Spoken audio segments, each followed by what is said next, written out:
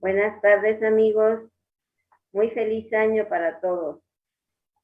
Con gran entusiasmo vamos a iniciar las sesiones de amigo para este 2022. En esta ocasión, el aula educativa de Amigos del Hígado, desde su perfil de Facebook Live y siguiendo nuestra labor altruista, ha preparado un programa muy interesante para vigilar nuestra salud hepática. Es un factor de riesgo la ingesta excesiva de alcohol, siendo la causa más frecuente de cirrosis en el mundo occidental. El tema de hoy, actualidades en la cirrosis hepática. Y tenemos el honor de contar como invitado al doctor Juan Ramón Aguilar, hepatólogo clínico de la Ciudad de México, que es un experto en este tema. Al final, daremos un espacio para aclarar dudas o responder sus preguntas, las cuales coordina el doctor Jorge Luis Po, quien es internista, hepatólogo clínico y director médico de Amigos, también de la clínica Remedé de la Ciudad de México. Y bien, pues trasladamos la palabra al doctor Jorge Luis Po, quien nos hará favor de ampliar la presentación. Adelante, doctor. Muchas gracias, Rosa Marta, y muy buenas tardes a todos nuestros amigos del hígado. Primero, mandamos un saludo afectuoso a Hortensia, que anda malita, y por eso el día de hoy tomó el relevo como parte de la mesa directiva Rosa Marta Miranda, a quien agradecemos también enormemente. Y le mandamos un saludo afectuoso a Hortensia, que se mejore pronto de los casos de infección respiratoria ahí en casita. Yo quisiera, antes de ceder la palabra a nuestro invitado de esta tarde, recordar que el doctor Juan Ramón Aguilar es uno de los fundadores y promotores de Amigos del Hígado desde hace muchísimos años. A él tengo el gusto de conocerlo, yo creo que ya serán 25 o 30 años, Juan Ramón. Yo era alumno del área de hepatología y él ya era jefe de gastro del Hospital Central Militar. Y al cabo de los años nos ha unido el cariño a nuestra profesión, al estudio de las enfermedades hepáticas, y hemos compartido diversos proyectos de investigación y diversos temas de tipo pues, académico en los congresos nacionales de patología. Entonces, el doctor Juan Ramón Aguilar, ustedes lo conocen, pero yo quisiera pedirle, porque hay siempre nuevos en el grupo, que nos explicara antes de la charla, Juan Ramón, ¿qué es lo que te motivó a ser hepatólogo? ¿Por qué no ginecólogo? Que sé que tienes un hermano ginecólogo. ¿O por qué no radiólogo? ¿Por qué hepatólogo y gastroenterólogo? Bueno, sucedió que en formación de médico internista tuve la oportunidad de conocer al maestro Luis Guevara González, en paz descanse. Realizábamos eventos los viernes en la residencia y lo invité en varias ocasiones para discutir casos de hígado. Realmente él fue mi guía y mi motivador para que yo fuera hepatólogo. Después tuve la oportunidad de ingresar al curso de gastro en nutrición y conservé con él una gran amistad. Y una vez me dijo, sé que te quieres ir al extranjero. Y me comentó, va a llegar, vamos a hacer los 10 años de hepatología, y viene la doctora Sherlock y una gran cantidad de hepatólogos del mundo. Viene Charles Lieber, así que tú escoge dónde quieres irte. Previamente, él me invitó cuando Harold Kohn fue a nutrición. Me dijo, Juan Ramón, Harold Kohn me da una beca para ir para un mexicano de nutrición que vaya a formarse. Le dije, maestro, muchas gracias por su invitación, pero yo vine a formarme como gastroenterólogo con ustedes. No voy a ir a ningún otro lado hasta que no termine mi formación de gastroenterólogo. Eso le gustó mucho al maestro y después motivó que en esa reunión de los 10 años de patología, me dijo, vamos a ir a recoger a la doctora Sheila Sher y tú vas a ser nuestro guía. Entonces le pusimos todas las condiciones y así fue como me relacioné con la doctora Sheila Sherlock, gracias al doctor Luis Guevara González, y así me formé en el mundo de la hepatología con la maestra Dame Sheila Sherlock, en paz descanse. Y así fue como me ingresé al camino fascinante de la hepatología, que realmente sigo disfrutándolo porque cada día los pacientes nos motivan a conocer más, a estudiar, y como en este caso en particular, me adelanto un poco, Jorge Lispo y yo hemos compartido muchas experiencias dentro de la hepatología. Y una de ellas fue que el cambio del tema del día de hoy fue porque buscamos la forma en que ustedes, que todos nosotros, estemos informados con actualidades. Es decir, ¿qué nos está sucediendo en este mundo? Está sucediendo una pandemia, que no podemos estar fuera de la realidad y tomar las acciones necesarias para conservar la salud y promoverla, la salud hepática, como es uno de los fundamentos de Amigos del Hígado. Así que así fue como nació mi pasión por la hepatología, que la sigo disfrutando. Bueno, gracias por esta anécdota tan bonita de cómo iniciaste con el cariño a las enfermedades del hígado. Déjenme decirles para la audiencia que la profesora Sheila Sherlock era la jefa del servicio más prestigioso de hepatología en el Reino Unido. Entonces el doctor Juan Ramón se fue hasta Londres a hacer su formación de hepatólogo. ¿Eran los años de? ¿Qué años eran? Era 80-82 cuando me fui para allá. 70-88 estuve en nutrición y 80-82 un poco difícil para nosotros. Como ustedes saben, soy médico militar y para nosotros no es como ustedes que tienen la libertad de buscar asesorías, apoyos, becas, muchas cosas. Nosotros tenemos ciertas limitaciones y cuando la autora me envió una carta porque le comenté que era necesario que yo fundamentara mi solicitud y me la envió. Y entonces yo solicité al secretario de la Defensa y él me dijo, estaba un poquito renuente el patrón, así le decimos al señor secretario, y me dijo, es que ustedes se forman y luego se van. No, mi general, yo realmente lo que soy se lo debo al ejército. Y si usted considera que yo debo cumplir más años, si usted me deja formar para servir mejor al ejército y a sus derechohabientes y al pueblo de México, denme una hoja en blanco y se la firmo. Y usted le pone los años que quiera que dure. Entonces, lo dejé un poquito fuera de balance y me dijo, ándale pues, vete, autorizado. Qué bien, qué bien. Son las Qué anécdotas que pocas gente sabe, ¿no? Entonces Claro. se las transmito porque es parte de la historia de uno, ¿no? Muy bien, pues con este pequeña entrada iniciaremos ya con la charla formal del doctor Juan Ramón Aguilar, gastroenterólogo y hepatólogo, y voy a compartir la pantalla y Rosa Marta y yo verán que nos salimos un poco de video, pero estaremos listos para las preguntas y comentarios que haya que hacer. Adelante, maestro. Bien, la sorpresa es que vamos a hablar de lo que estamos viviendo. Es decir, ¿qué sucede con el COVID-19 con los pacientes vacunados? Así que iniciaremos con lo siguiente.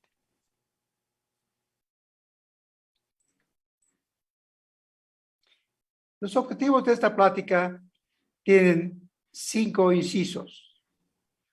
Primero es comprender el mecanismo de daño del COVID-19 y por qué afecta a múltiples tejidos. Debemos recordar que este virus como todos los que han afectado al ser humano, tienen un sitio especial dependiendo de la enzima convertidora, ¿sí? La enzima convertidora que la cual nos permite a nosotros, además de ser una enzima, es un receptor que está en la superficie de la célula, que es capaz de recibir al virus. Pero analizando los tipos de virus que afectan al organismo, diremos que, por ejemplo, el sarampión, la varicela, se manifiestan en la piel, afectan el piel. La poliomielitis, la rabia, el herpes zóster, a las neuronas. Rotavirus a los intestinos, las hepatitis, que estamos ya muy familiarizados con ellos, A, B, C, D y E, a nuestro hígado. Y el SIDA a los linfocitos de la sangre, que enseguida comentaremos qué importancia tienen los linfocitos. El papilomavirus al cérvix uterino, también afecta a la laringe, a las cuerdas vocales, y específicamente en las vías respiratorias afectan la influenza y el COVID-19. ¿Y entran por qué vía? Por la nariz, por la faringe y se dirigen al pulmón. Aquí tenemos una forma en que el virus va ingresando a nuestro organismo. La vía de entrada son vías, sus ojos, vías nasales, ¿sí? Y aquí tenemos nosotros que esos receptores, ¿sí? De la enzima convertidora E2 tiene la particularidad de que tiene no solamente, no es la enzima, sino que es receptora de la célula. Ahí entra el virus y entra por las vías nasales, en donde, por eso es que la prueba que nos hacen es vía nasal. No dejen que les pongan el hisopo hacia arriba, sino que colocan su cara y directamente el hisopo debe ir hacia atrás a tomar la muestra. Porque muchas veces creen que es negativa, pero le picaron a uno todas las vías superiores, más que nada donde están los cornetes, y ahí no encuentran nada. Entonces hay que decir una posición adecuada, colocan bien su hisopo y ahí sacan positivo o negativo. Bien. De tal forma que no solamente afecta, por eso es su vía de entrada, las fosas nasales, sus ojos, su boca, y entonces empieza un recorrido, ¿sí? Entonces puede afectar al sistema nervioso, porque aquí las cribas que tenemos permiten la entrada al sistema nervioso, y aquí tenemos la infección viral que llega a las neuronas, y las neuronas a sus axones. Por eso tenemos un componente neurológico en la afección del coronavirus. Pero nosotros, los sitios que más afectan es donde afecta la enzima convertidora, está ubicada generalmente en el corazón, en los pulmones, en los riñones, en el hígado, en el intestino, de tal forma que son sitios donde el virus afecta.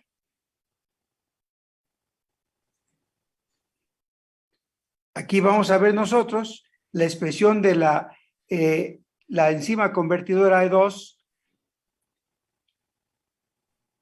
Los sitios rojos, los sitios verdes son los sitios donde tenemos esa enzima que es además un receptor, y ese receptor permite la entrada del virus. Así vemos nosotros los verdes, el hígado, tenemos el corazón, los pulmones, sistema nervioso, ¿sí? Testículos y otros. El aparato digestivo es otra vía de entrada. Y de tal forma que el virus, donde tengamos los famosos receptores de la enzima convertidora de angiotensina 2, entonces ahí va a entrar el virus fácilmente.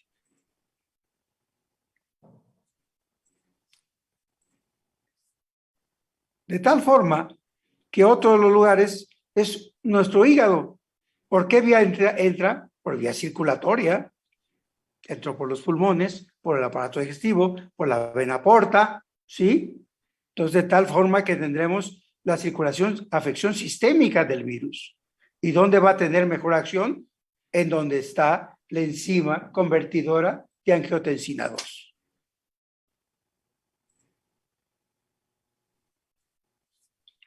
Aquí vemos nosotros cómo está ilustrado la entrada por vías respiratorias altas, afecta los pulmones y llega a los sitios que son, así como tenemos los hepatocitos en el hígado, tenemos neumonocitos 1 y neumonocitos 2. Y tenemos también sus receptores de ahí de la enzima convertidora de angiotensina 2. De tal forma que cuando afecta, hay un proceso inflamatorio y entran citocinas y lo que los llaman torrentes de citocinas y desencadena un proceso inflamatorio. De tal forma que ahora vamos a revisar y discutir el tema de la inmunidad. ¿Qué es la inmunidad? Que es celular y humoral. Entonces, la inmunología es el estudio de los procesos que permiten que el huésped, o sea, que nosotros identifiquemos, hay que identificar, neutralicemos, podamos destruir, procesar y eliminar los agentes. Es una función semejante al ejército. Detecta a la gente que va a agredir a nuestro país, lo neutraliza, lo destruye y lo elimina. Bueno, lo mismo, esos cuerpos extraños sin producir daños en sus propios tejidos. Eso se llama el aspecto inmunológico. Se trata entonces de diferenciar de lo que es de uno y lo que no es de uno. Normalmente las abuelitas clásicas dicen hay que vivir siempre en un lugar limpio y desinfectado. Pero todo el mundo dice, no, vamos a descubrir la vida y eso se debe, vamos a explorarla. Pero ¿de qué nos va a servir explorarla? Porque nosotros tenemos una inmunidad natural. Esto es un sistema inmune que tiene dos formas. Una forma que es natural, desde nacimiento, con la leche materna, todo eso que transmitió durante el embarazo, a través del cordón umbilical, leche materna, y este sistema es innato. Es amplio, es general y es inespecífico. Así como le pasa la madre al bebé con su leche materna, empieza a mejorar, a formar su microbiota, o sea, la flora, las abuelitas, la flora gastrointestinal, ¿no? Ahora se llama microbiota y microbioma. Así pasa con el aspecto inmune.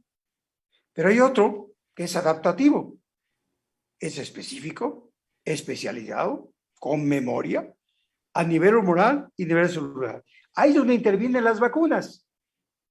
Ese es el aspecto importante para que tengamos en cuenta.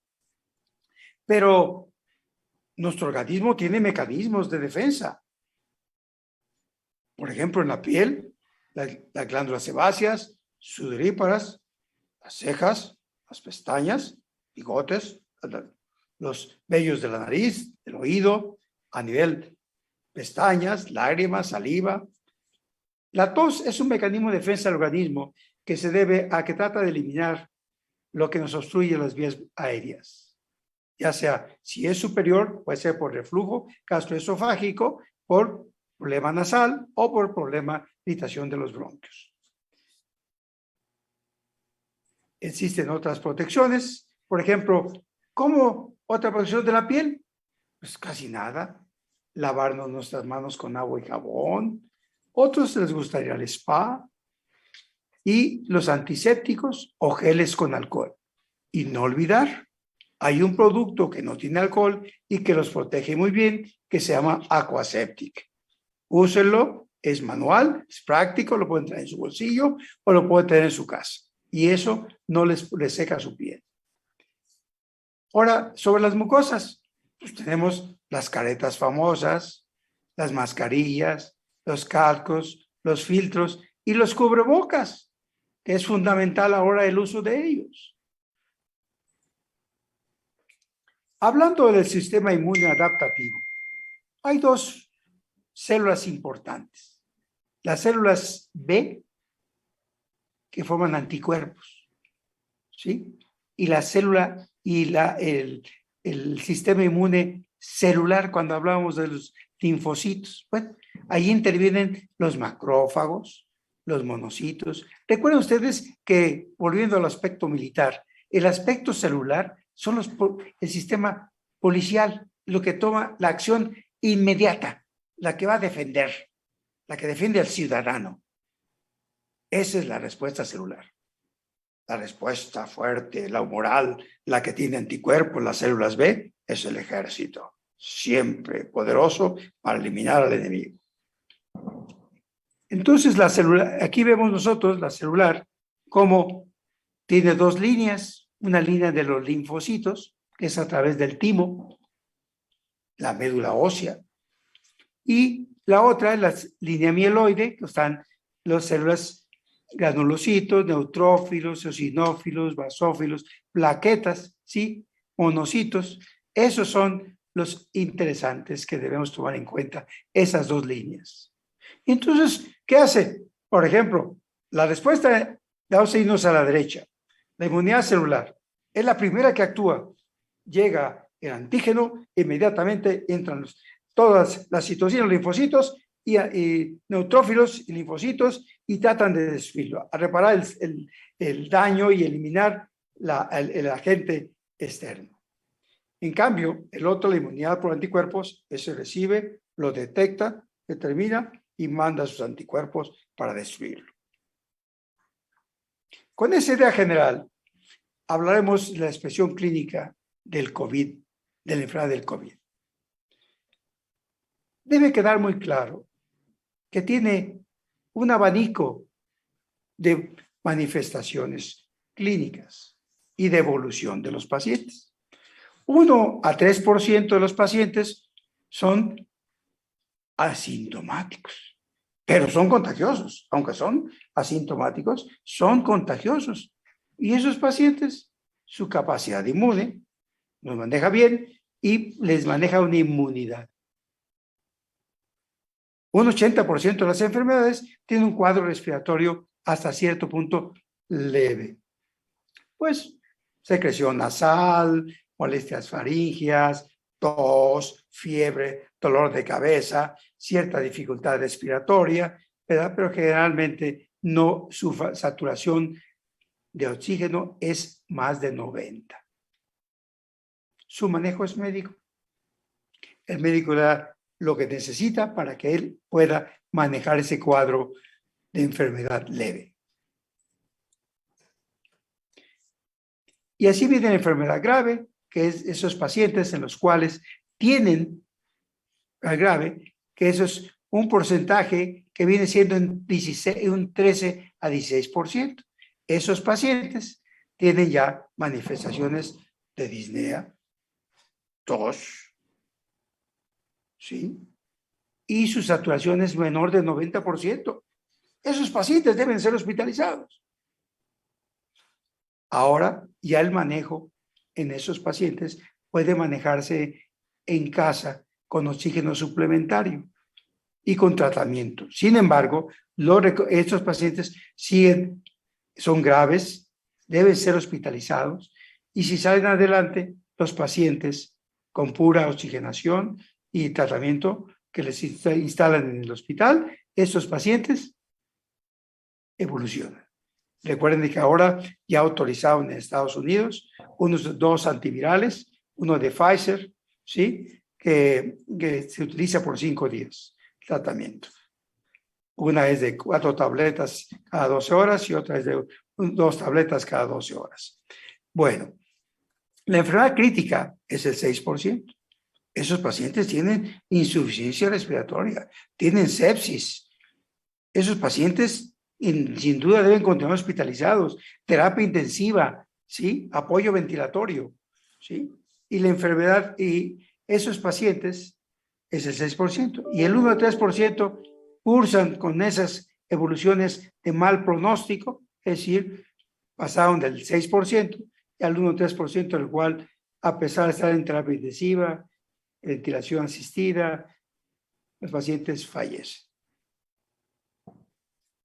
Bien, ya que tenemos una idea general del COVID, ahora vamos a ver cuáles son los órganos más afectados y por qué lo son.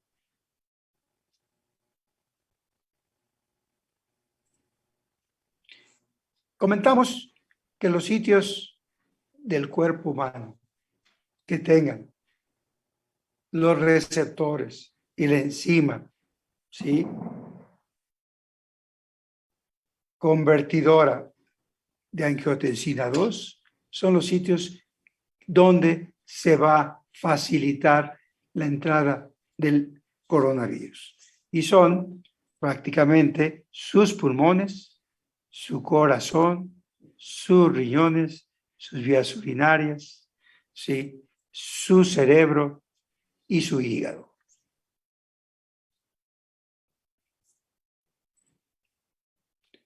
Algo que debemos tomar en cuenta, y eso depende de nosotros. Definitivamente tenemos que actuar para evitar estas comorbilidades, porque el pronóstico del cuadro de COVID-19 va a depender de nuestro control de nuestras comorbilidades. Y tenemos la obesidad. Tenemos que trabajar en ello. Es una enfermedad de almacenamiento. Estamos consumiendo más de lo que gastamos. Pero el problema es que se almacena en diversas partes del cuerpo. El hígado, corazón, las arterias. Es algo que debemos trabajar. La otra, la dislipidemia, que son la elevación de colesterol, triglicéridos, LDL, elevación de LDL, de muy baja densidad y la de alta densidad está baja. Entonces, esos pacientes con diabetes mellitus, porque el síndrome metabólico está caracterizado porque tenemos obesidad, hipertensión, elevación de colesterol y triglicéridos, elevación de LDL, ¿sí?, diabetes o prediabetes. De tal forma que eso debemos tener un buen control metabólico, hasta para la buena evolución de la enfermedad hepática. Otras enfermedades como la neumonía, problemas cardiovasculares, ¿sí?, la presencia de fiebre, tos, ¿sí?, es más frecuente las comorbilidades en el hombre que en las mujeres, de tal forma que las mujeres están poniendo mucho interés en su persona, nosotros también tenemos que seguir a las mujeres. Recuerden que siempre junto a un gran hombre hay una gran mujer. Y si es una buena mujer, hay que seguirla. Vamos a revisar qué ha sucedido en las publicaciones en pacientes que han sido vacunados con cirrosis y con trasplante. Eso es muy interesante porque eso va de acuerdo a la comunidad que estamos haciendo, que estamos manejando, que son los amigos del hígado. Resulta que esa investigación se realizó un estudio multicéntrico. Era conocer la evolución y pronóstico de los pacientes con infección aguda por COVID-19. Sobre todo en pacientes con cirrosis y trasplante hepático. Bueno, se construyó un sistema, un algoritmo y les hubo seguimiento. Los que estuvieron en terapia intensiva, cómo les fue, cuáles estaban vacunados, cuándo estaban vacunados, con una dosis, con 2 dosis. Se detectaron un total de 342 pacientes infectados por COVID-19 o SARS-CoV-2. La causa más frecuente fue cirrosis de origen metabólico. ¿Qué es el metabólico? Pues el síndrome metabólico, la obesidad, la dislipidemia, la diabetes, la prediabetes. La clase funcional fue 63 en clasificación A de Child, 32% en B de Child y 5% en C de Child. Construyó un report de un manejo adecuado por este sistema computarizado, reporte en línea.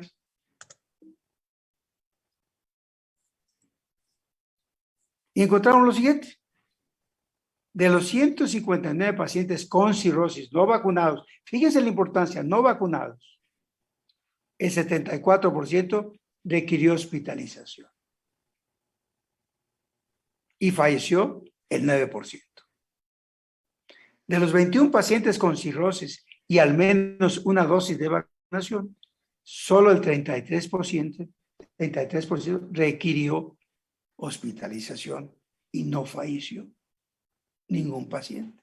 De los 77 pacientes con trasplante hepático no vacunados, 43% se hospitalizaron y 8 fallecieron. De los 19 pacientes con trasplante hepático y al menos una vacuna, 32% requirió hospitalización y 11 fallecieron.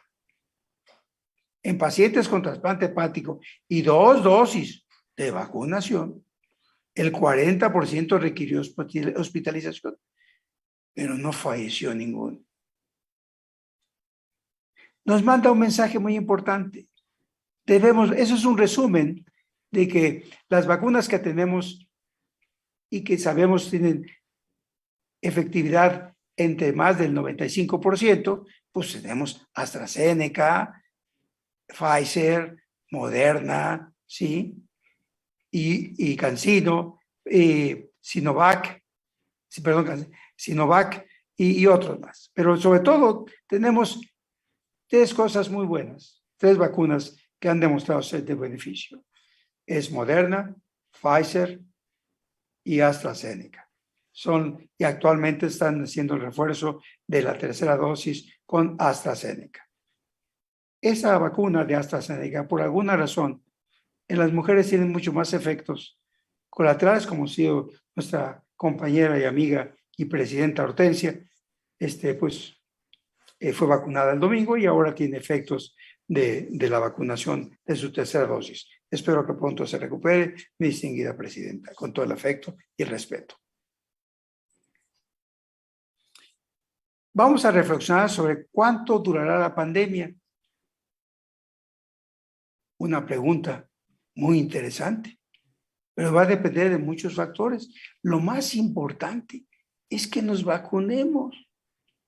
Entre más personal esté vacunado, la pandemia podrá contenerse. Claro, ya tenemos ahora una serie de COVID-19 como ustedes saben, todo virus que se está replicando, cambiando, está modificando y tenemos ahora el Omicron.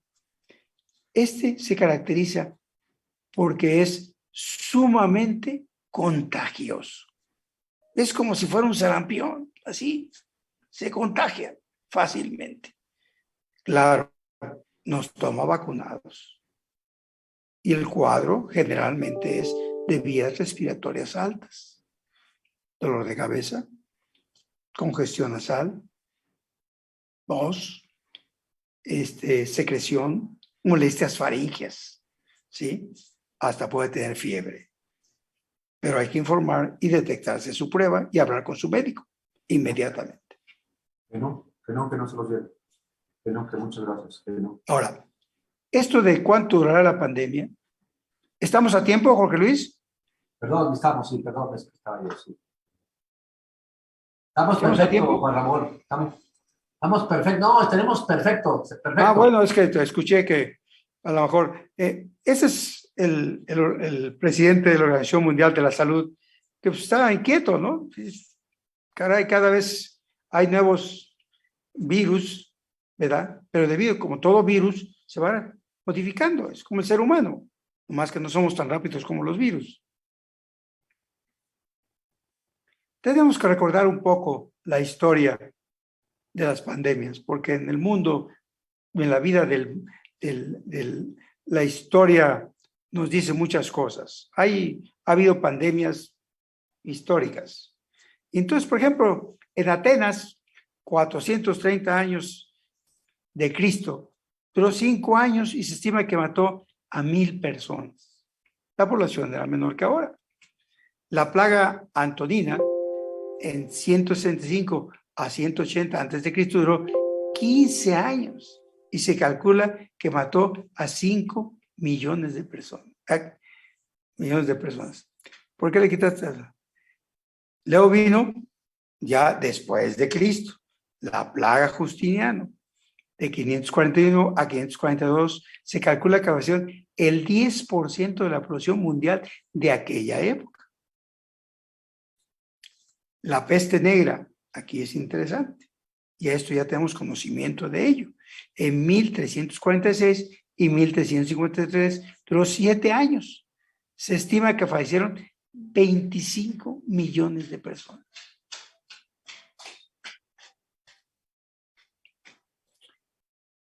En nuestro país no podemos dejar pasar la historia de México, la Tenochtitlan.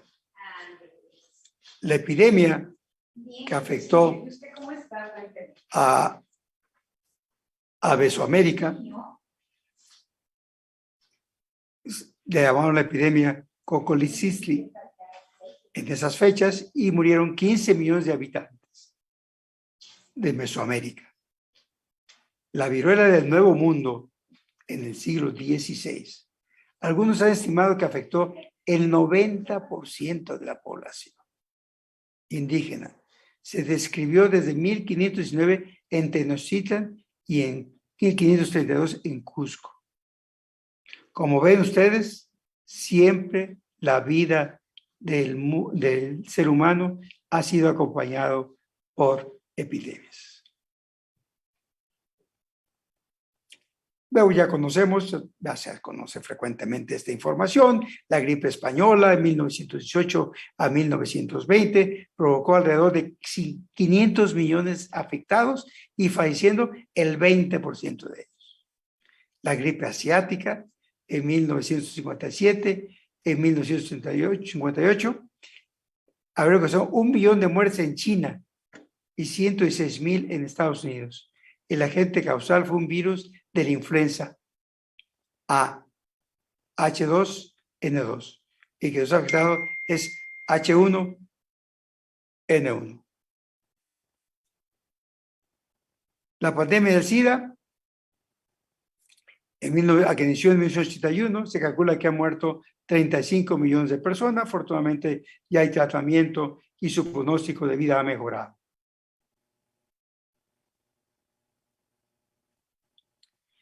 La epidemia de influenza porcina, H1N1, ¿sí?, que nos afectó, que inició aquí en México, afectó a 1.4 billones de personas y si algunas estiman, mató a 150,000 a 570,000 personas.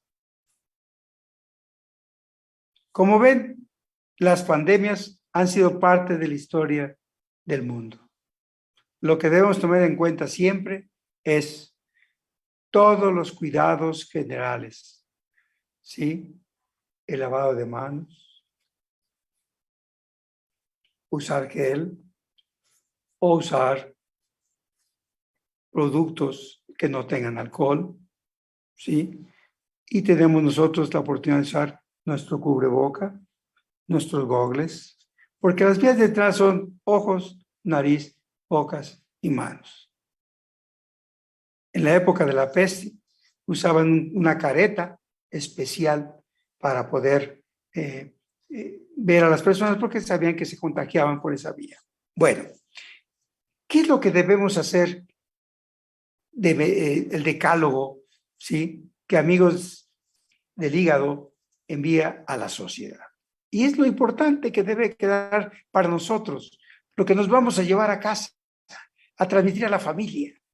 Primero, utilizar cubrebocas, ¿sí? Sobre todo cuando estamos en contacto con las personas, ¿sí?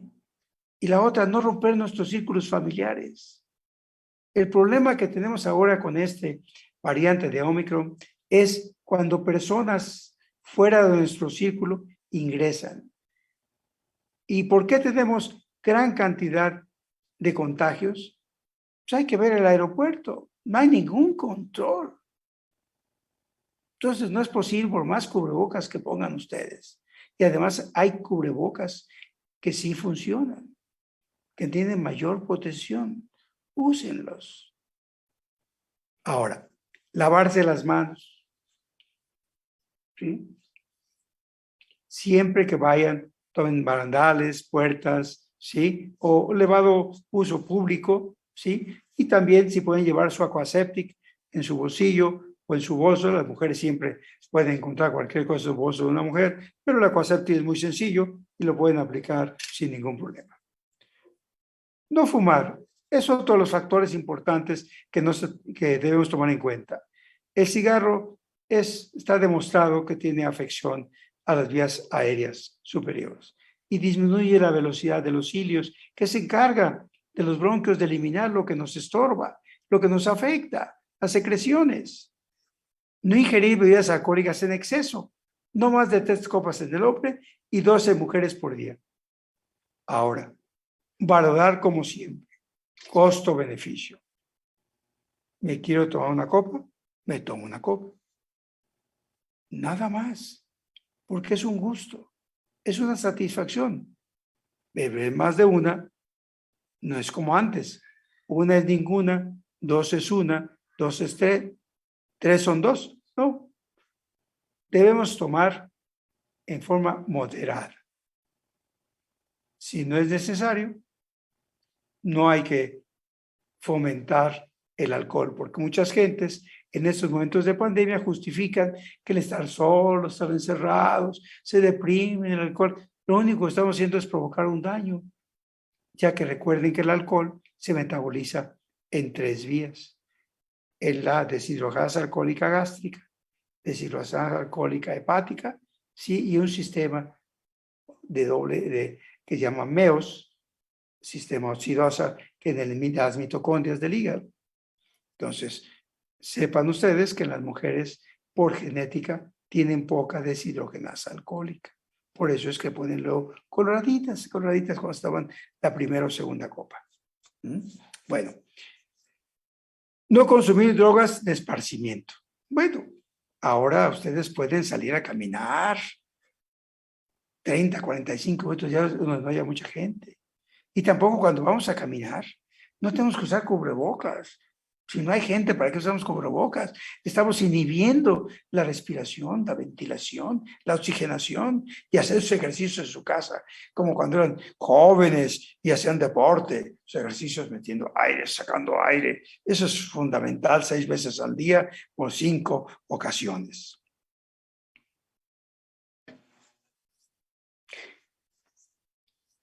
Caminar, correr, dependiendo de la edad. Pero caminar es sano. Y cuando vamos a caminar, para mover otros músculos, cuando vamos caminando, vamos remando hacia adelante, remando hacia atrás, hacemos cristos, hacemos águilas y hacemos bastoneras. Y eso vamos caminando al principio unas 10 veces, 20, 30, y al final hacemos lo mismo. Comer sano, ir a sus horas. Sobre todo recordemos, pan, tortilla, refrescos, postres, arroz, espagueti y alcohol son de alto valor calórico. Entre más ingerimos, más almacenamos y más subimos de peso. Acudir a hacerse sus pruebas necesarias, si es de COVID, hacer las pruebas de antígenos o de PCR, ¿verdad? Cuando tengan la duda, un cuadro que ustedes consideren que manifiestan, como lo platicamos, cuadro respiratorio alto, medir su oxigenación, su temperatura, acudir a sus consultas de salud, ¿sí? Por lo menos cada 3 meses con su hepatólogo, con su gastroenterólogo, con su médico de confianza.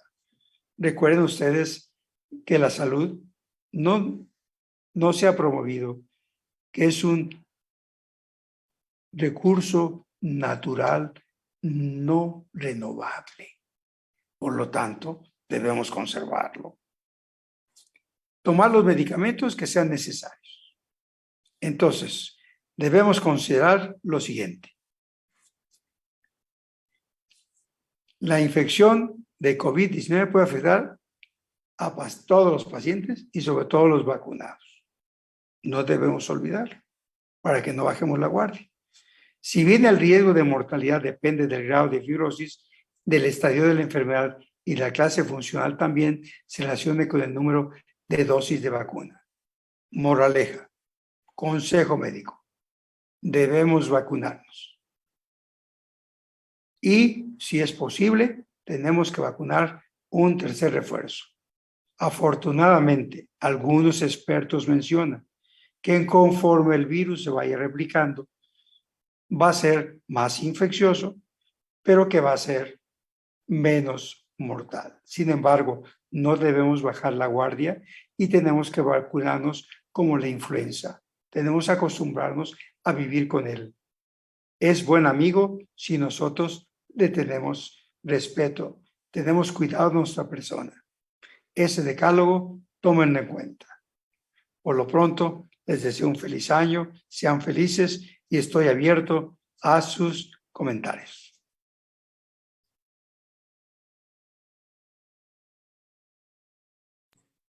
Pues muchas gracias, doctor Aguilar, por esta excelente charla. Estaremos ahora los siguientes minutos respondiendo a algunas de las preguntas. Ya tenemos algunas de ellas que nos han hecho favor de llegar a través del Facebook, y tenemos otras que me han llegado a mí directamente a mi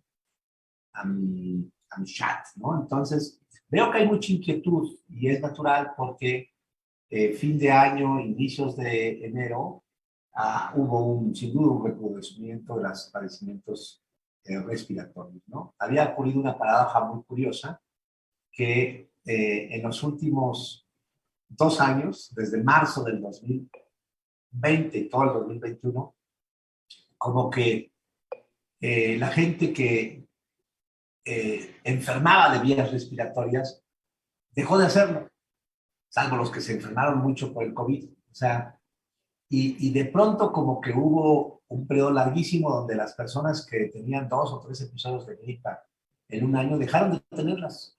Tan encerrados, tan cuidadosos, lavándose siempre las manos, usando cubrebocas, que no hubo. Y ahora hay un recrudecimiento de casos enorme y creo que sí vale la pena que dediquemos unos buenos minutos. Tenemos habitualmente nuestra sesión hasta las 8 de la noche. Veo que el doctor dejó un buen tiempo para preguntas y comentarios y podemos aprovechar para hablar del tema.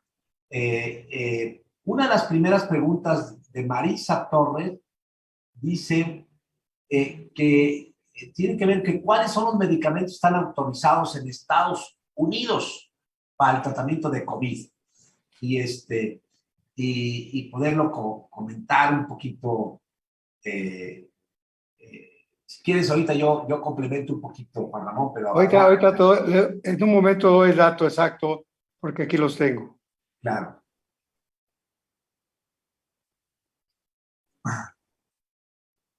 En un momento.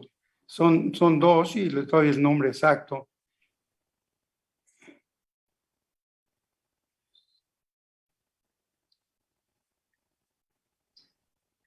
Déjenme decirles que desde hace tiempo se ha buscado, obviamente, la cura, y desde hace tiempo se habló de medicamentos que fueran de alguna manera administrados en pacientes, sobre todo en área hospitalaria, y de pronto se hablaba de un medicamento intravenoso, subcutáneo, y más recientemente se aprobaron medicamentos por vía oral, que es lo que va a comentar el doctor Juan Ramón.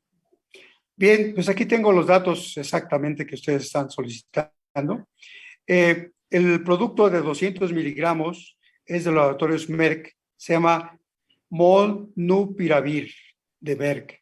Actúa introduciendo errores en el código genético del virus SARS-CoV-2, lo que evita que el virus se continúe replicando.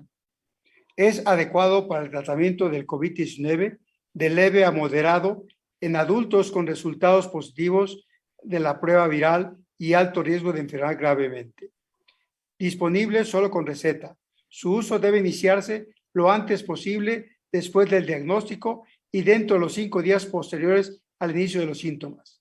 Se administra en 4 cápsulas de 200 miligramos por vía oral cada 12 horas durante 5 días. El otro es de Pfizer, se llama Paxlovid. Se compone de nirmatrelvir, que inhibe una proteína del SARS-CoV-2 para impedir que se replique, y de ritonavir, que frena la descomposición del nirmatrelvir. Es adecuado para el tratamiento de adultos y pacientes pediátricos de 12 años, más con resultado positivo de la prueba viral y riesgo de enfermedad grave. Disponible solo con receta médica. Su uso debe iniciarse lo antes posible después del diagnóstico y dentro de los 5 días posteriores al inicio de los síntomas. Se administra en 3 pastillas, 2 de nirmatrelvir y 1 de ritonavir, tomadas juntas vía oral 2 veces al día durante 5 días. Ya está la información. Bien, pues déjenme comentarles que el gran problema, obviamente, de estos medicamentos ha sido el costo. Por ejemplo, el de los laboratorios Merck, el primero, pues está costando casi $700 la dosis, el tratamiento, y más o menos algo parecido, alrededor casi de $1,000 el de Pfizer. El último, el Paxlovid, que mencionaba el doctor Juan Ramón Aguilar, muy interesante porque es una mezcla de 2 antivirales, y nosotros en el área de la patología hemos trabajado con muchos antivirales en mezcla, ¿no? Desde hace muchos años, sobre todo para eliminar el virus C. En el caso del Paxlovid de Pfizer, una de las moléculas es un inhibidor de la replicación del virus, que es este de nirmatrelvir, que suenan como trabalenguas, y el otro, que viene en combinación, el ritonavir, permite que el primer medicamento dure más, permanezca más tiempo en sangre. Pero aún así, pues hay que tomar una dosis pues grande, ¿no? 3 tabletas en la mañana, 3 tabletas en la noche, por 5 días. Interesantemente, el estudio que les permitió la aprobación de la FDA, déjenme comentarles, fue un estudio en población de 1,000 pacientes que recibieron el medicamento activo y 1,000 pacientes que recibieron el medicamento placebo. 1,000 y 1,000. Y eran pacientes ambulatorios, pero con alguna condición de mayor riesgo.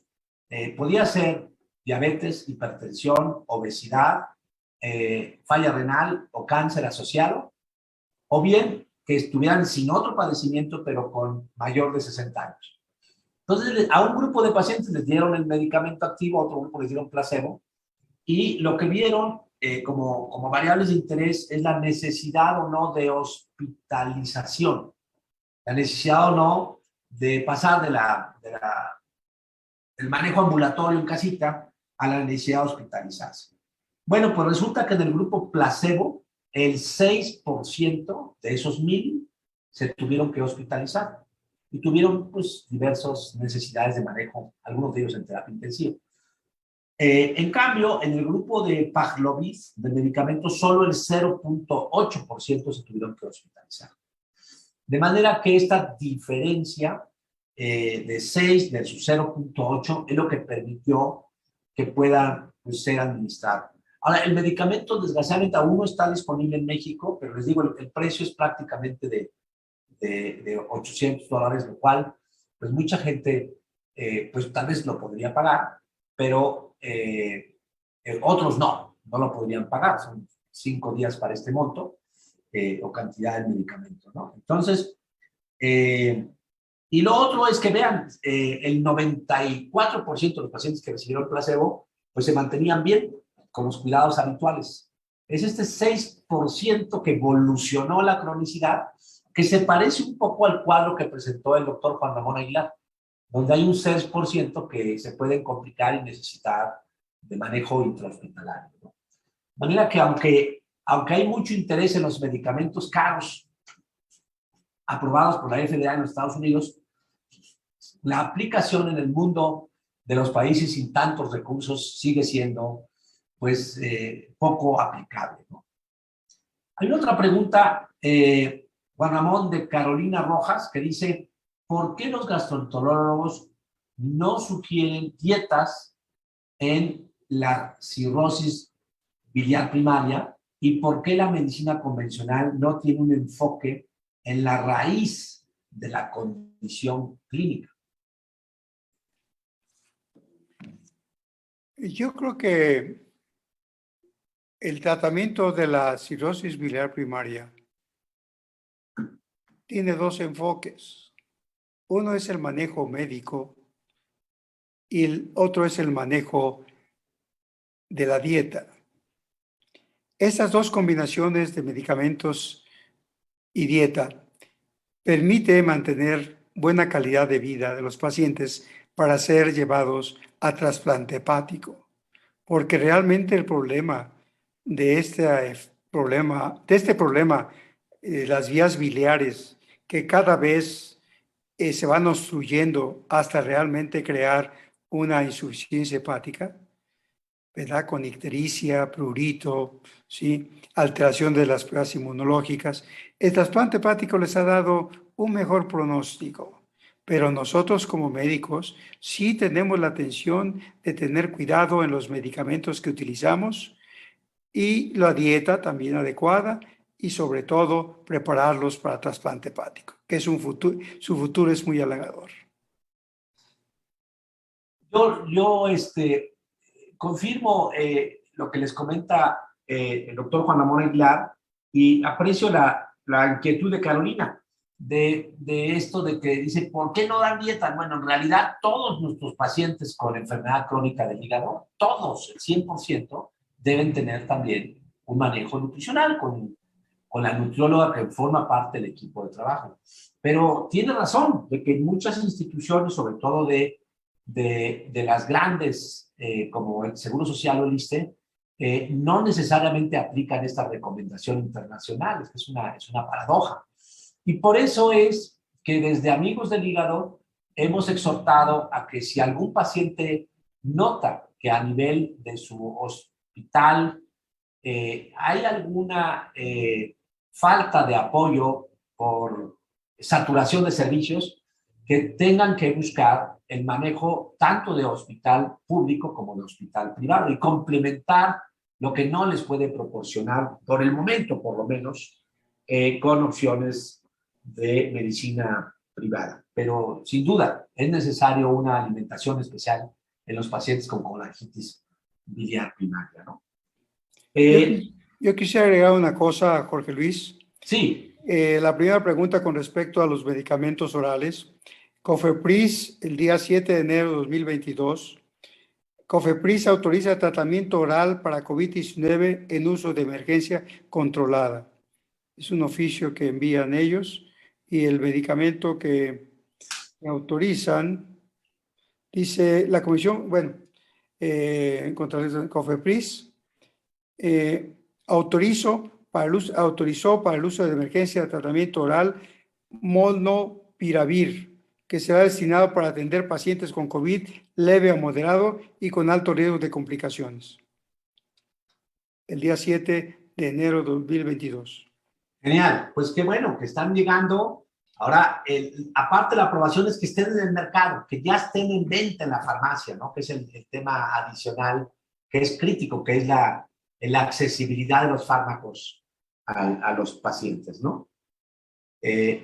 Por otro lado, está la pregunta de Javier Molina que dice, doctor, los pacientes con cirrosis Child A, 5 puntos, ¿qué analgésicos o antiinflamatorios pueden usar sin que le dañe al hígado? En términos generales, podemos usar, hablando de esto del COVID, usamos nosotros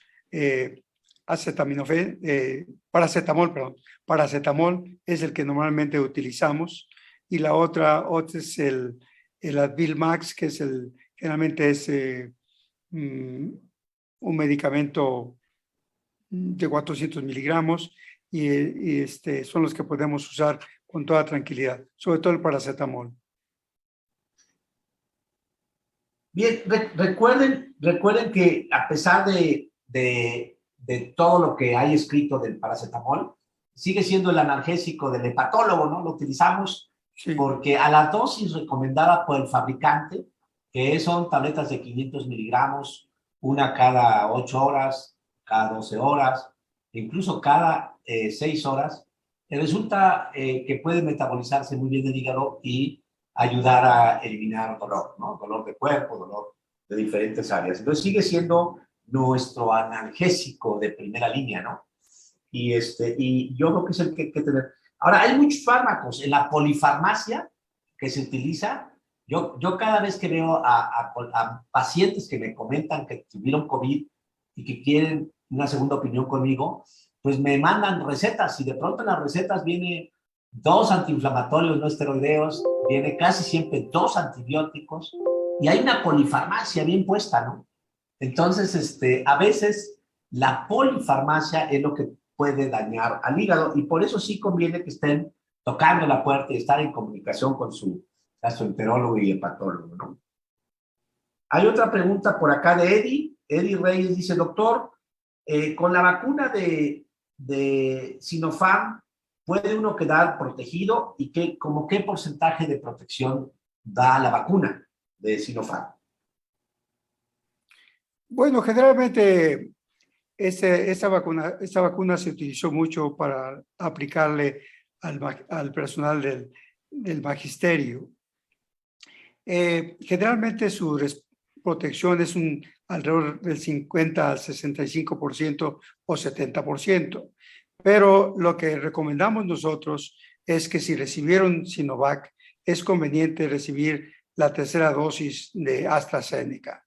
Los mejores vacunas que han demostrado buena protección de más del 90%, del 95%, más del 95% es Moderna y Pfizer.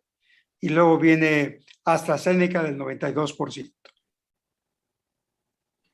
Sí, recuerden que ha generado mucha, pues, desconfianza a veces las famosas vacunas chinas, ¿no? La de Sinovac, del magisterio, y hay otra esta como Sinopharm, que era la parte de la pregunta un poco de Eddie, y lo que yo encontré, aunque no es la que más se usa en México, pero es alrededor del 80% de protección.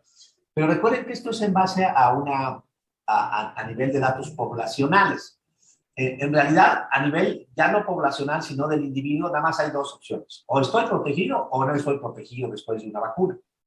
Y para fines de medicina pública, no nos han recomendado que nos midamos los anticuerpos. Teóricamente, cuando un paciente que tiene infección por virus B, decidimos protegerlo con una vacuna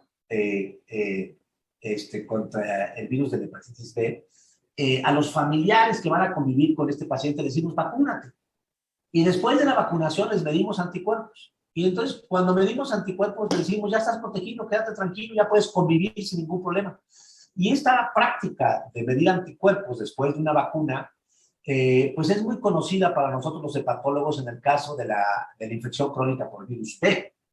Pero cuesta, por supuesto, cuesta medir anticuerpos de vacuna, ¿no?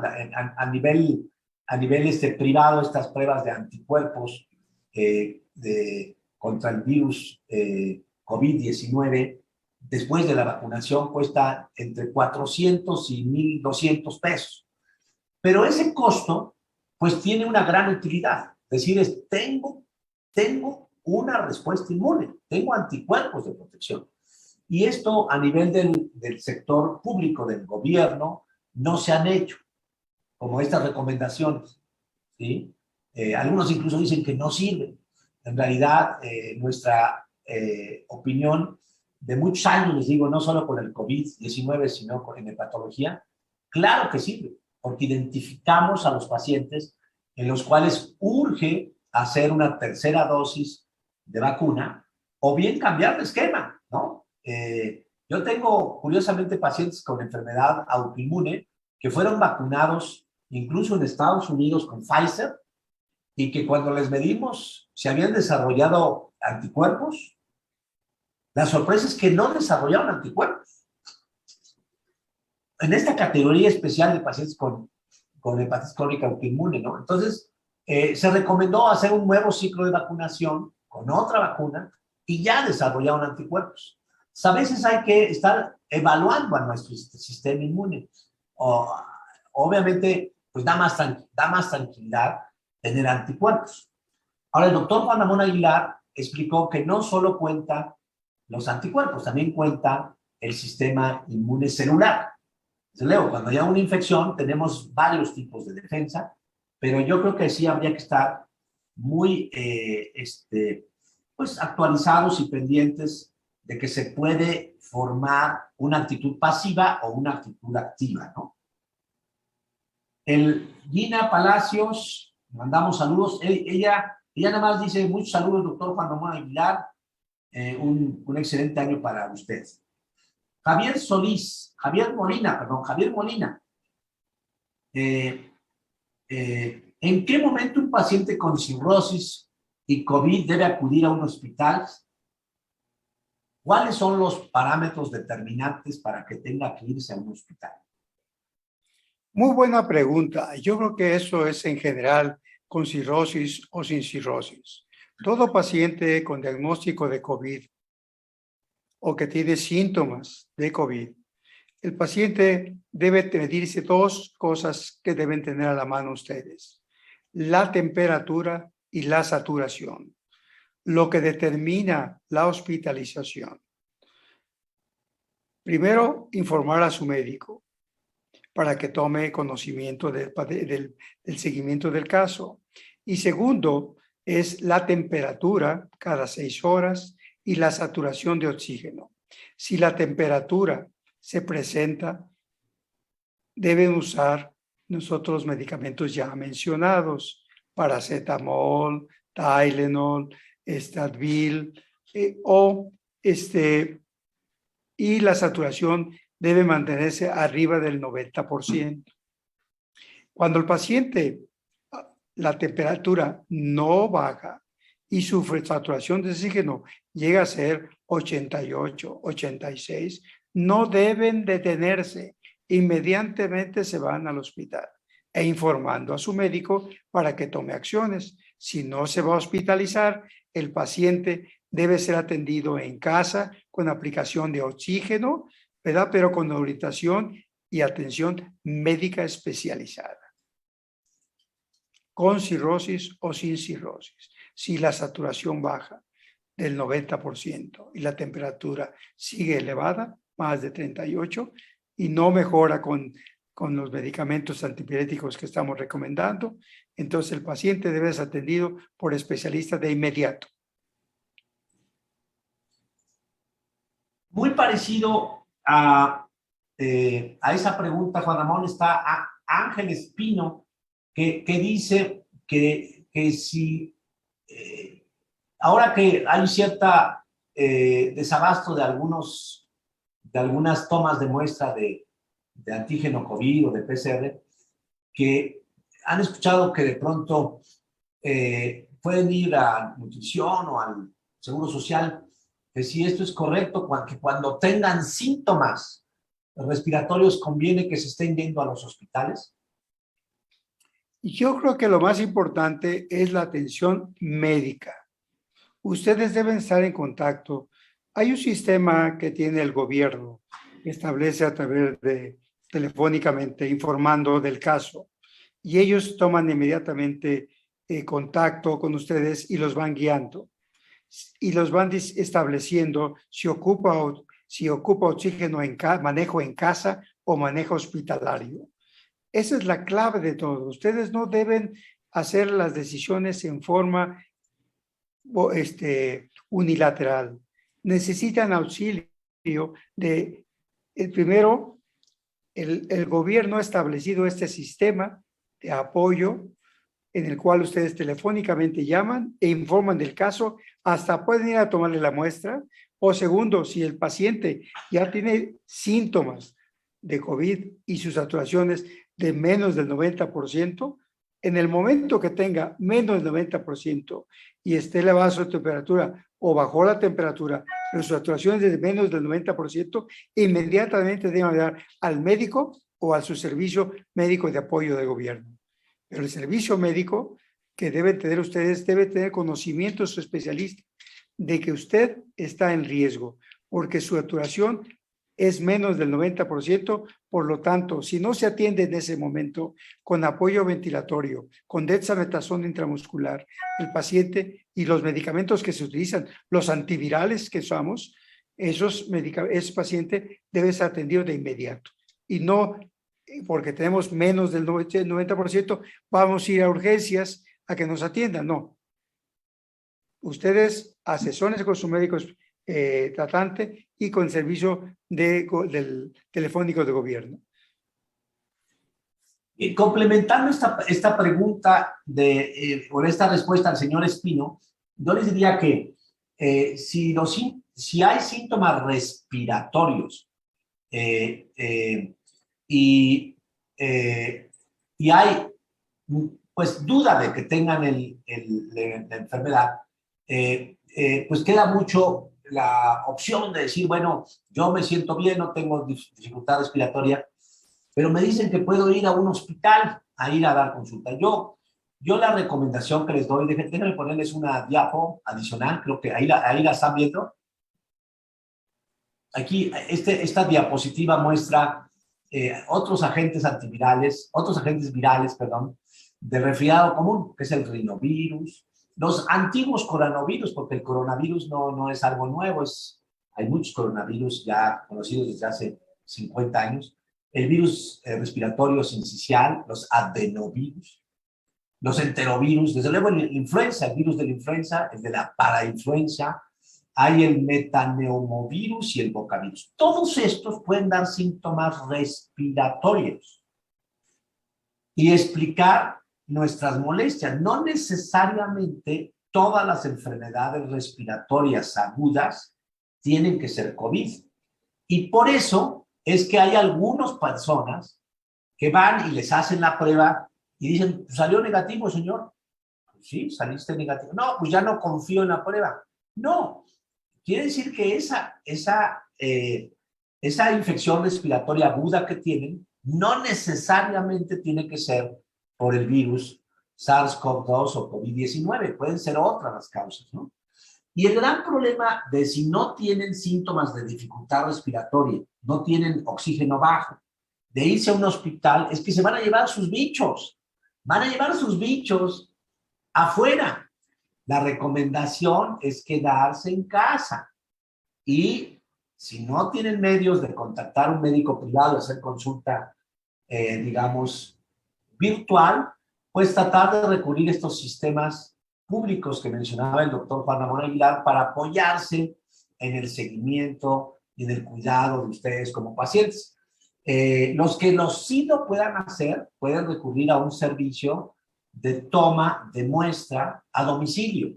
Y a domicilio se puede hacer con los cuidados que deben seguirse, la muestra en hisopo nasal, ya sea por antígeno COVID o por PCR.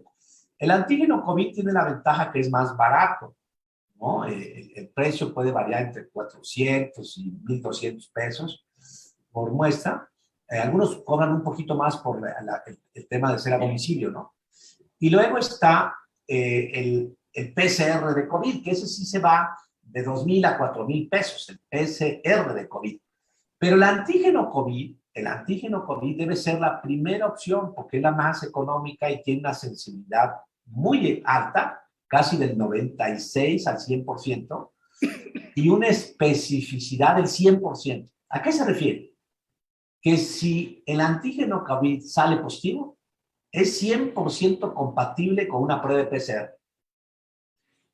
Pero la sensibilidad del 96% se refiere que hay un 4% que podrían no ser captados con el antígeno COVID y solo ser captados con el PCR. Pero fíjense que en el 96% de los casos sí va a diagnosticar bien el problema, ¿no? De manera que yo le diría que hay que ser muy cautelosos de no saturar los sistemas y los que tienen síntomas no graves, los que no tienen dificultad respiratoria, que están oxigenando bien, pues hagan el aislamiento en casa. Si por razones de prioridades de otros enfermos en casa sí tienen que hacerse la prueba, mi recomendación es pídanla a domicilio, pídanla a domicilio. Y si hay los casos, hoy me decía Hortensia, que lo que están recomendando en hospitales grandes como Unción es que si hay un caso de COVID ya confirmado dentro del domicilio, el resto de la familia en esa familia debe considerar que si hay síntomas, tengan la misma infección y que por lo tanto deben estar en aislamiento, pues todos los miembros de la familia con síntomas. Yo mi experiencia que les comento es que hemos tenido casos en los cuales un hijo sale con COVID, tenemos a alguien con trasplante de hígado en la casa y gracias al aislamiento se ha logrado evitar que la persona con trasplante de hígado se infecte. Y esto se debe a esta medida tranquila de aislamiento en la misma casa, en la misma familia, ¿no? Bien, tenemos un comentario de por acá de Mauro Domínguez, nuestro amigo de tantos años, que manda un saludo primero al doctor Aguilar y dice, Mauro, ¿qué tanto tiempo tardará más para que el virus termine de mutar y se vuelva más predecible? ¿O tendremos que esperar a que las personas se hagan más resistentes? La primera pregunta me parece excelente. La aseveración es que no es que se vuelva resistente. Nosotros no vamos a estar resistentes. Si estamos vacunados, estamos protegidos a tener menos posibilidades de ser hospitalizados y tener una enfermedad grave. Esa es la clave de la vacunación. Segundo, el virus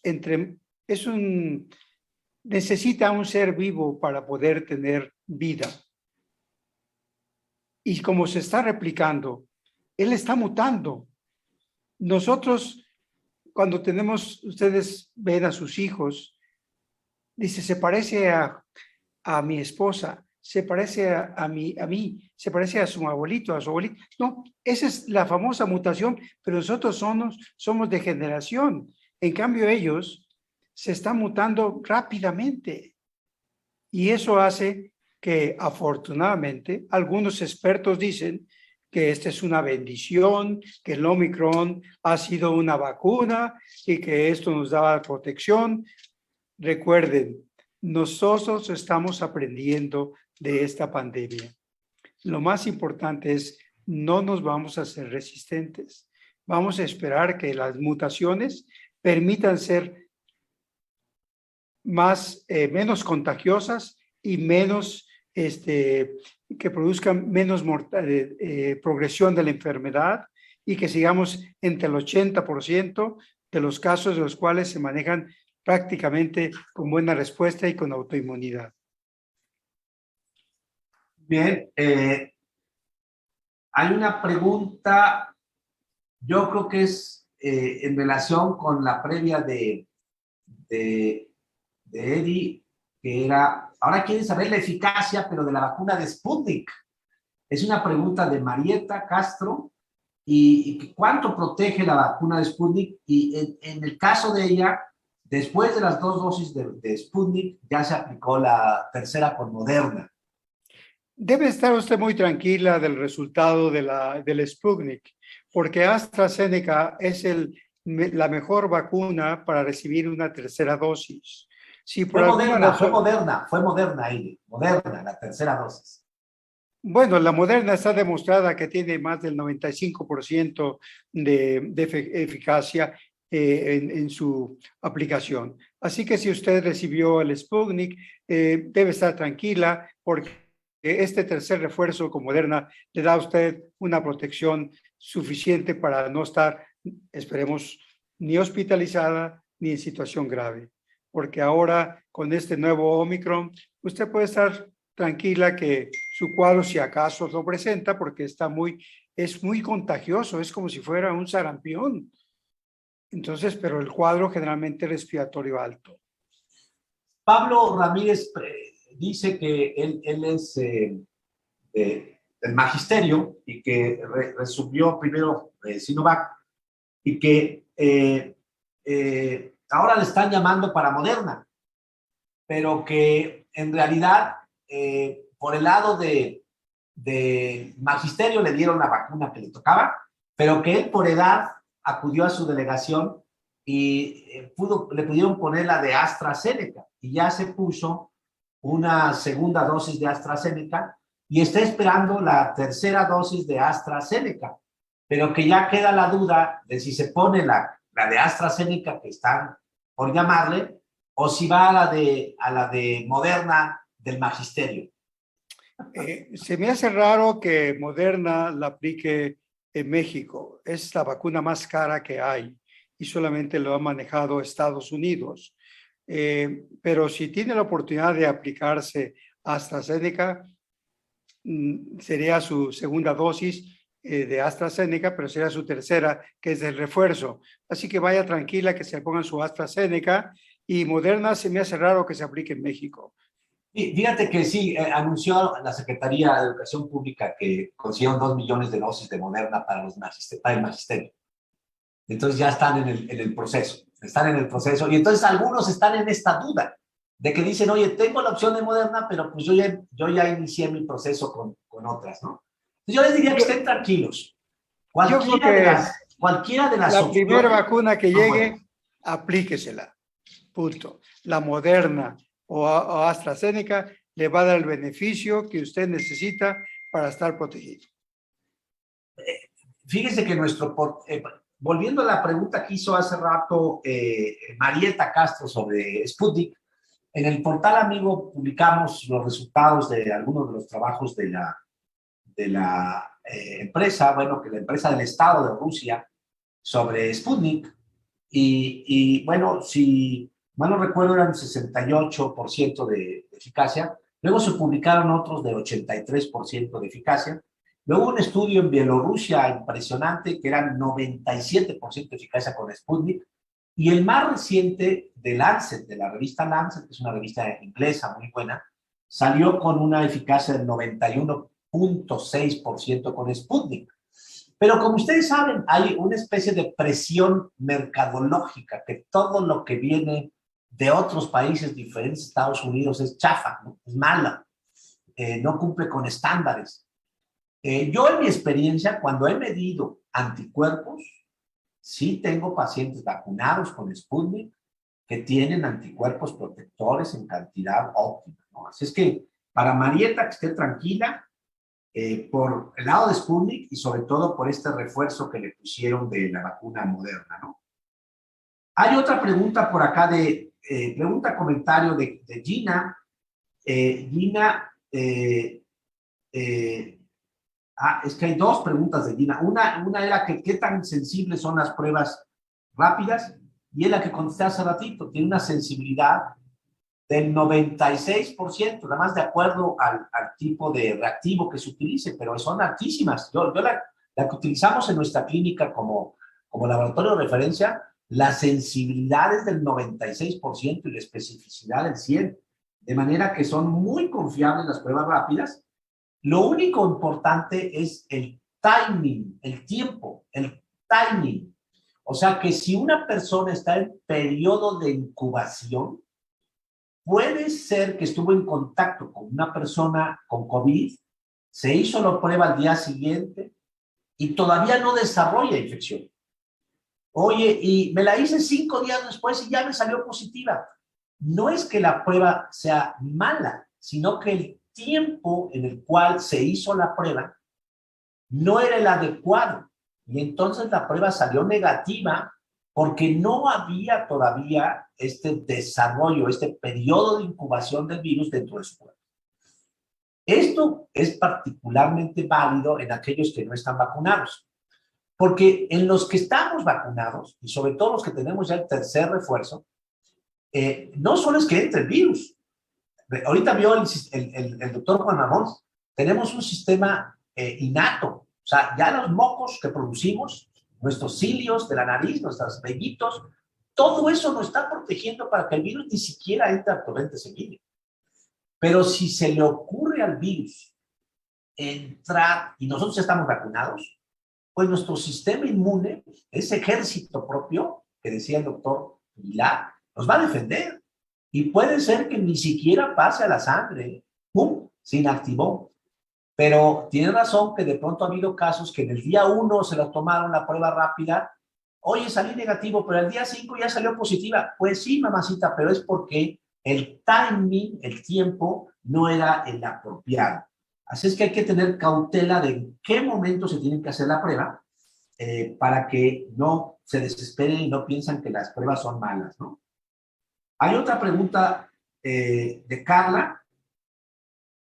Dice, Carla HP. Carla dice, ¿qué sucede si mi cuadro de vacunación es una dosis CanSino, 2 dosis de Astra y me va a tocar Moderna? ¿Hay algún problema si se combinan? Ninguno, ningún problema. Lo que tiene usted es la oportunidad de recibir una vacuna que tiene el 95% de protección. Así que vaya tranquila. Recuerden que probablemente tengamos que vacunarnos cada año como la de la influenza. Entonces, es probable que nos acostumbremos a vivir con el COVID-19 y con la variante que nos corresponda, pero la vacuna va a ser, yo creo que va a ser anual. Y bueno, para Gina, que puso una segunda pregunta, Gina Palacios, dice, a toda mi familia le dieron síntomas y yo ya había tenido COVID y yo ya no tuve síntomas. ¿Y cómo sabemos si desarrollé inmunidad? La respuesta, el maestro Jorge Luis Po lo hizo mención. Hágase sus anticuerpos y sabrá qué niveles de anticuerpos tiene. Si tiene inmunoglobulina G elevada, pues es que tiene sus anticuerpos de protección. Muy bien, pues son las 8 de la noche y hemos respondido creo que más de 10, 15 preguntas. Muchas gracias al auditorio por su interés. Muchas gracias a nuestro invitado estrella de esta tarde-noche, al doctor Juan Ramón Aguilar. Y yo voy a regresar el micrófono a Rosa Marta Miranda para que haga el cierre de nuestra sesión de aula educativa amigo del día de hoy. Gracias, doctor.